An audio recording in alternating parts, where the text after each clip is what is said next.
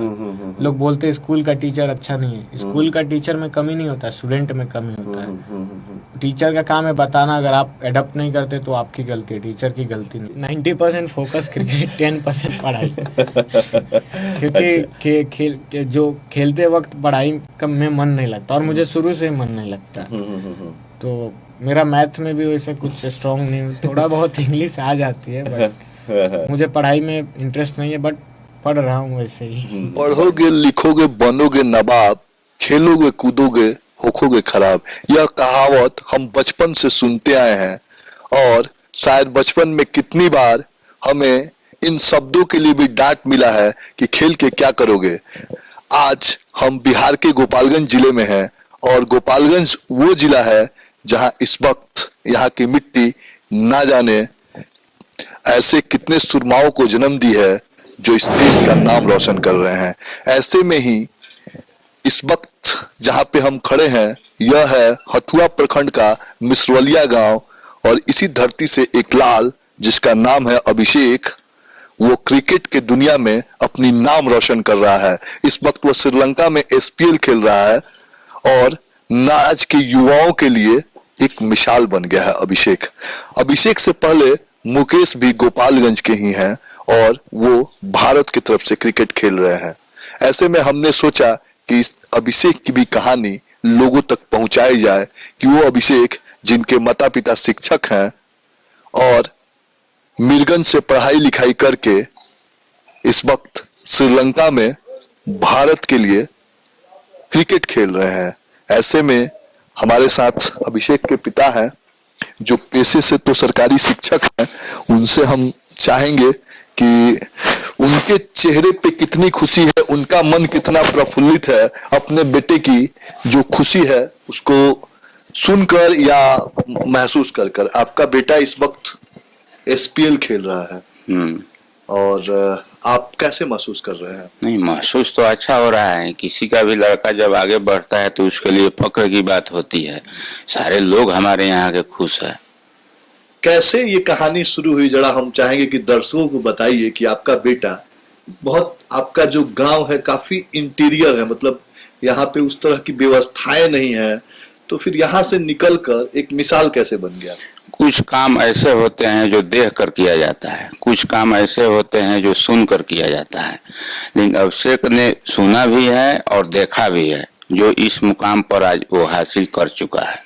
अभिषेक को क्रिकेट की जो यूं कहें कि भूत कहें, सनक कहें, या जो जुनून कहें, तीनों शब्द मैं बार बार कह रहा हूं कि शुरुआती दौर में आपसे जब हम ऑफ कैमरा बात कर रहे थे तो आपने कहा कि हमें भी बड़ा गुस्सा आता था जब वो बचपन में पढ़ाई नहीं करता था और बैट लेके निकल जाता था। ऐसे तो उसका कौन थे गुरु, कौन? पहले वो सम्राट एकेडमी है एक ठो आपको मीरगंज में, उसी में वो बैट वाला लेकर दौड़ कर चला जाता था। हम भेजते थे कि तुम जाओ पढ़ने के लिए, लेकिन पढ़ने के बहाने वो इधर उधर से घूम कर जाकर उस मैदान में पिच पर जम जाता था। मैंने बार बार उसको देखा था, उसकी मम्मी से भी बोला कि देखो ये क्या कर रहा है, ये क्या करेगा क्या नहीं, इसका तो कुछ समझ में नहीं आ रहा है। इसको कहो कि खेलना हो तो अच्छा से खेले, या नहीं खेलना है तो मत खेले, पढ़ाई भी छोड़ दे। बचपन की वो डांट आज आपको लग रहा होगा कि मेरा बेटा इतना मेरा नाम, कभी आपने सोचा था कि आपका बेटा, लोग आपको आपके बेटे के नाम से जानेंगे? हाँ, ये तो बात है, चरितार्थ हो रहा है कि जैसा कर्म करेंगे वैसा फल मिलेगा। तो कोई भी काम खराब नहीं होता है, बशर्ते कि उसमें लगन होना चाहिए, जी जान से जहान से भी उस काम को करना चाहिए, तभी मुकाम हासिल हो सकता है। अभिषेक के पिताजी के पास इस वक्त बड़े बड़े लोगों का फोन आ रहा है, बधाइयां आ रही है, बिहार सरकार के मंत्री भी इन्हें फोन करके बधाई दे रहे हैं। ऐसे में कैसा महसूस कर रहे हैं? बहुत अच्छा लग रहा है। ऐसा तो मैंने अब कहने के लिए तो शब्द ही नहीं है। अच्छा, कि मैं क्या कहूँ।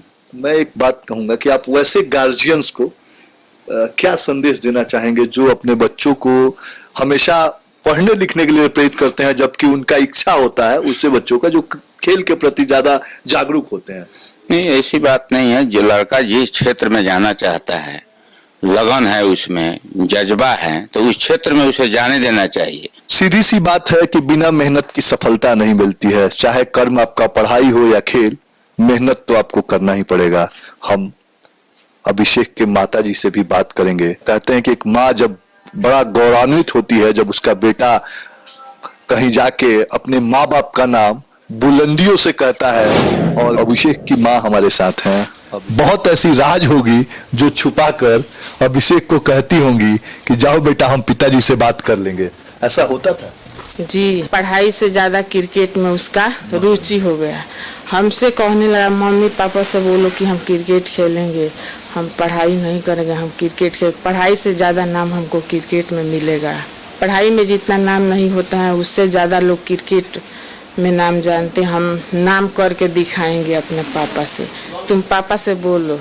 आप पापा थी बोलते हैं कि नहीं क्रिकेट नहीं खेलना है, अच्छा से पढ़ो।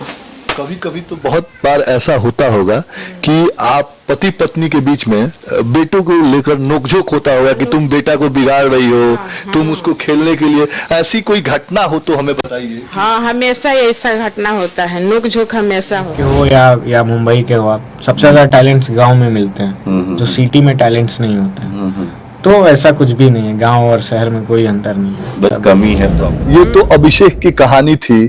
और अभिषेक कैसे गोपालगंज से निकलकर इस वक्त श्रीलंका पहुंचा है, ये सोचने और समझने और थोड़ा सा जागरूक होने की जरूरत है। ऐसे में उन तमाम पेरेंट्स जो अपने बच्चों की अंदर के ललक को पहचान जाए तो शायद उनका बच्चा भी इस देश के काम आ जाएगा और उनका नाम रोशन करेगा।